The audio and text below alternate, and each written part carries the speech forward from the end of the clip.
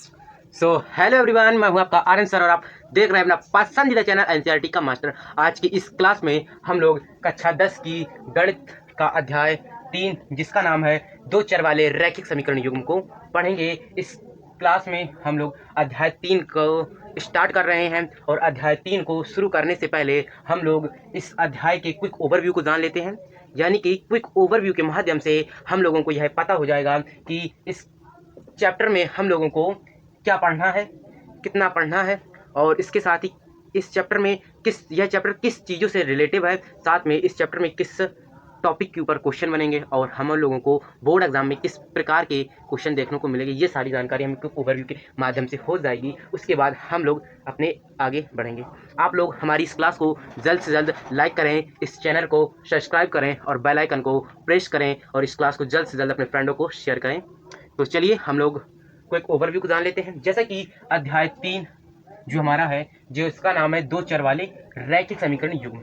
इस चैप्टर में जो क्विक ओवरव्यू है, यानी कि क्विक ओवरव्यू के माध्यम से हम लोग ये जान लेते हैं कि इस चैप्टर में क्या पढ़ना है। तो जैसे कि दो चर वाले रैखिक समीकरण युग्मों का हल करने की विधियां, तो जो यह चैप्टर है ना, तो इस चैप्टर में हम लोगों को क्या पढ़ना है, दो चर वाले रैखिक समीकरण युग्मों को हल करने की विधियों के बारे में जानना। यानी कि हम लोगों को दो चर वाले रैखिक समीकरण युग्म ही पढ़ने हैं। अब जो युग्म है ना, दो चर वाले रैखिक समीकरण युग्म, इन जो युग्म है, इन युग्मों को हल करने की भी यहाँ पर दो विधियां दी गई हैं। नंबर एक विधि है हमारी ग्राफी विधि और दूसरी विधि है जो कि हमारी है बीजगणितीय विधि। ग्राफी विधि से हम लोगों को ग्राफ बनाने होंगे, उसके बाद हमें इसे हल करना होगा इन रैखिक समीकरण युग्मों को।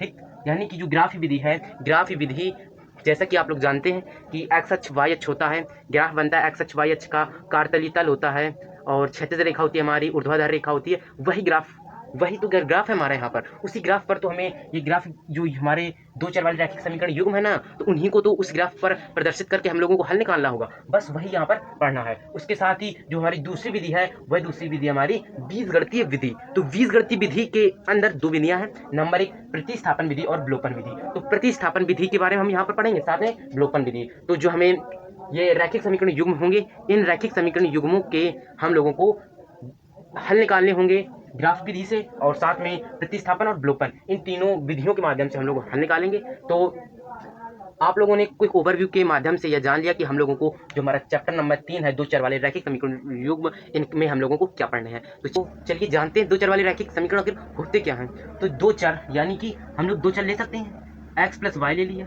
ये हमारे दो चर हो गए। रैखिक समीकरण की बात हो रही है, रैखिक का मतलब इनकी ऊपर घात एक होनी चाहिए। हमें घात एक लगानी हो एक भी लगा सकते हैं, और नहीं लगानी हो तो मत लगाइए, क्योंकि घात एक का मान यहाँ पर नहीं भी लगा सकते आप लोग, नहीं लगाइए, तो यहाँ पर हम नहीं लगाते हैं। और अब बात हो रही समीकरण की, तो समीकरण यानी इनके बराबर जीरो लिख दो तो जीरो हो लिख दिया, ये हमारे क्या बन गए, समीकरण हो गए। अब ये हमारे क्या है, यहाँ पर हमारे चर, और इन्हीं में अगर हम अचर जोड़ दें A X plus B Y plus C, तो ये हमारा क्या बन गया, ये रैखिक समीकरण बन गया। क्या बन गया, यहाँ पर ये हमारा रैखिक समीकरण बन गया। इसी प्रकार यहाँ पर भी लिख सकते हैं हम B X minus B Y minus A X minus B Y minus C, ये हमारा क्या बन गया, ये भी हमारा एक रैखिक समीकरण बन गया, दो चर वाले रैखिक समीकरण बन गए। यहाँ पर चर कितने हैं, यहाँ पर चर की संख्या कितनी है, चर की संख्या दो है, एक्स और वाई, और अचर कितने हैं, अचर यहाँ पर तीन है, A B C. A B C हमारी क्या है, ए बी सी हमारी संख्याएं हैं, और चर क्या है यहाँ पर चर एक्स वाई है। तो हमारे ये क्या बन गए, दो चर, ये दो चर है हमारे यहाँ पर, और ये पूरा क्या बन गया, दो चर वाला रैखिक समीकरण बन गया। यहाँ पर इसको आप लोग हटा सकते हैं। यहाँ पर देखिए ये क्या बना हमारा, ये हमारा दो चर वाला रैखिक समीकरण बन गया। अब जो ये रैखिक समीकरण है, यहाँ पर अगर आप लोग ए का मान अगर जीरो कर दोगे तो क्या होगा बताइए। ए का मान अगर आप लोगों ने जीरो कर दिया तो हमारे पास तो बी वाई प्लस सी बचेगा, यानी कि यहाँ पर तो हमें एक ही चर बचेगा, दो चर बचेंगे नहीं। तो इसीलिए यहाँ पर जो ए का मान होता है वह कभी जीरो के बराबर नहीं हो सकता। ठीक है, और इसके साथ ही अगर आपने बी का मान जीरो कर दिया, बी का मान जीरो कर दिया, तो यहाँ पर क्या हो जाएगा, ये जीरो हो जाएगा। तो इसलिए जो ए का मान कभी जीरो नहीं होता, ये हम यहाँ लिख सकते हैं। और यहाँ पर अचर क्या है हमारा, एक्स कॉमा वाई, अचर क्या है ए बी सी, ये हमारे अचर है। अब क्या है, दो चर वाले रैखिक समीकरण युग्म, युग्मों की बात चल रही है, युग्म यानी कि पेयर, उनके जोड़े। तो हम यहाँ पर एक जोड़ा ले लेते हैं, A X plus B Y plus C बराबर zero, A X plus B Y plus C बराबर जीरो। अब ये दोनों हमने जोड़े तो ले लिए, लेकिन ये दोनों जोड़े सेम है, तो उसके लिए हम क्या करेंगे, उसके लिए हम यहाँ a1x b1y C1 बराबर 0 ले सकते हैं। यहाँ A2x plus B2y plus C2 बराबर 0, ये हमारी क्या निकला, ये हमारे समीकरण युग्म आ गए। क्या आ गए, समीकरण युग्म आ गए, समीकरण युग्म। तो यहाँ पर हमारे समीकरण युग्म निकला है। तो आप लोग ये जान गए होंगे कि जो दो चर वाले रैखिक समीकरण युग्म होते क्या, दो चर वाले यानी इनमें दो चर हों और समीकरण ये हमारा बन गया, यानी बहुपद के बराबर 0 लगा दें तो हमारा ये समीकरण बन जाता है। तो समीकरण बन गया और उसके बाद इनका युग्म यानी कि दो समीकरण हमें लिखे होने चाहिए, तो हमारे ये दोनों समीकरण आ गए। यही तो हमारा है दो चर वाले रैखिक समीकरण युग्म। इतना तो आप लोग समझ गए होंगे। तो अब यहाँ पर हमने रैखिक समीकरण युग्म के बारे में पढ़ लिया। अब हम लोग चलते हैं अपने दो चर वाले रैखिक समीकरण युग्मों को हल करने की विधियों के ऊपर, इनकी विधियां क्या हल करने की, उनके ऊपर चलते हैं। तो चलिए, तो इसकी पहली विधि है ग्राफी विधि। तो जो ग्राफ विधि है, इस ग्राफ विधि से इन दो चर वाले रैखिक समीकरण युग्मों को हल करने के लिए हमें यहाँ पर तीन कंडीशन का ज्ञात होना आवश्यक है। नंबर एक, प्रतिच्छेदी, संपाती और समांतर। तो प्रतिच्छेदी क्या होती है, यहाँ पर प्रतिच्छेदी और संपाती और समांतर। समांतर तो जो हमारी प्रतिच्छेदी होती है, ये हमारी रेखाएं होती है, प्रतिच्छेदी रेखा। तो ये रेखाएं कैसी हैं, ये रेखा हमारी एक दूसरे को काट रही हैं। इस प्रकार रेखा में इस प्रकार से हमने रेखा बना दी ऐसे, ये हमारी रेखा क्या कर रही है, एक दूसरे को काट रही है। तो ये रेखा कैसी है, ये रेखा हमारी प्रतिच्छेदी रेखाएं कहलाएंगी। और संपाती रेखाएं, संपाती रेखाएं क्या होती हैं, तो संपाती रेखाएं यानी ऐसी रेखा जो एक दूसरे के ऊपर हो, ऐसे ऐसे हो, एक दूसरे के ऊपर हो। ये क्या है हमारी, ये हमारी संपाती रेखाएं। क्या संपाती रेखा ये होती है हमारी जो एक दूसरे के ऊपर हो, यही तो हमारी संपाती रेखाएं।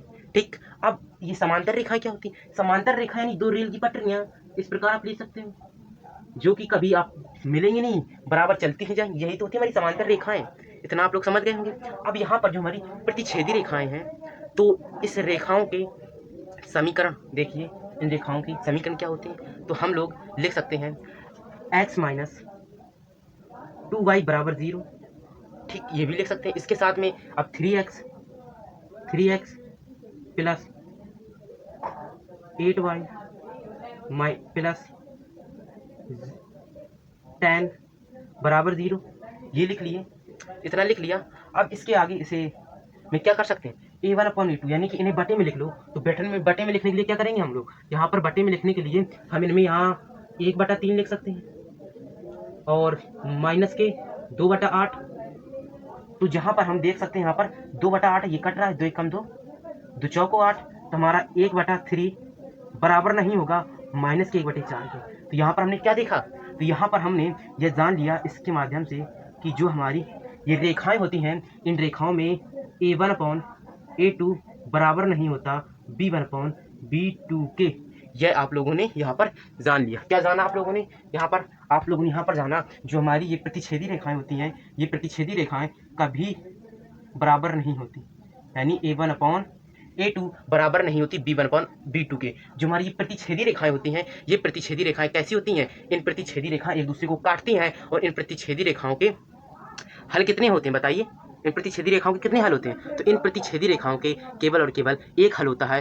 कितने हल होते हैं, इन प्रतिच्छेदी रेखाओं के एक हल होते हैं। कितने हल, एक हल होते हैं। और साथ में ये रेखाएं संगत रेखाएं होती हैं। कैसी रेखाएं होती हैं, संगत रेखाएं होती हैं। अब जो हमारी संपाती रेखाएं हैं, कौन सी संपाती रेखाएं, ये रेखा एक दूसरे के ऊपर होती है। जैसा कि अगर आपके यहाँ पर आप देख पा रहे हो एक दूसरे के ऊपर होती है, तो ये संपाती रेखा एक दूसरे को कहाँ कहाँ पर काट सकती है, तो ये संपाती रेखा एक दूसरे को हर जगह काट सकती हैं। देखिए, चाहे उसके ऊपर ही तो लेटी है ऐसे, तो वह हर जगह तो काट रही है, तो इसलिए ये कैसी हो जाएंगी, हमारी संपाती रेखाएं हो जाएंगी। और इसका में भी हम एक समीकरण के एग्जाम्पल के थ्रू आप लोग समझ सकते हैं कि हमारी क्या हो सकती है, संपाती रेखाएं। तो संपाती रेखाएं के बारे में चलिए जानते हैं। तो संपाती रेखाएं यानी कि जो कैसी हों, जो तर ऊपर हों, यानी एक दूसरे को तरह तरह से या थोड़ी थोड़ी स्थान पर क्या कर रही हूँ, काट रही हूँ। तो यानी कि हम इसका एक एग्जाम्पल ले सकते हैं, 2x प्लस 3y प्लस 9 बराबर 0। इसके साथ एक और ले सकते हैं, 4x प्लस 6y प्लस 18 बराबर 0, ये लिख सकते हैं। अब यहाँ पर देखिए आप a1/a2 यानी कि 2/4 बराबर 3/6 बराबर 9/18। इनको काटिए, 2 एकम 2, 2 दूनी 4, 3 एकम 3, 3 दूनी 6, 9 एकम 9, 9 दूनी 18। यहाँ पर आप लोग देख पा रहे हैं 1/2 बराबर 1/2 बराबर 1/2, यानी कि ये तो क्या है हमारी, ये रेखाएं हमारी आपस में सभी बराबर हैं। कैसी हैं? बराबर हैं। जो हमारी संपाती रेखाएं होती हैं वो कहीं पर भी काट सकती हैं तनक तनक पर, तो हमारी यहाँ पर जो बराबर हैं, तो इसमें फॉर्मूला क्या बन जाएगा, A1/A2 बराबर क्या हो जाएगा यहाँ पर फॉर्मूला, A1/A2 बराबर V1/B2 बराबर C1/C2। ये फॉर्मूला हमारा इसका हो जाएगा संपाती रेखाओं का, किसका, संपाती रेखाओं का। और जो हमारी संपाती रेखाएं होती हैं, ये रेखाएं कैसी होती हैं, ये रेखाएं होती हैं हमारी संगत, ये रेखाएं संगत रेखाएं होती हैं।